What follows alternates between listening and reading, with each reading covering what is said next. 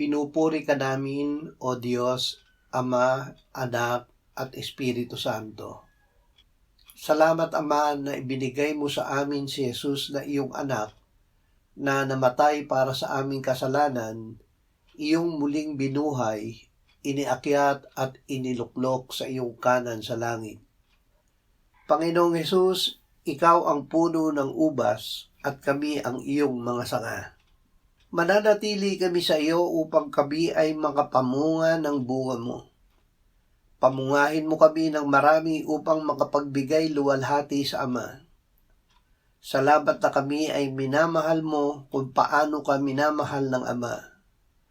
Tutuparin namin ang iyong mga utos upang makapanatili kami sa iyong pag-ibig. Amen.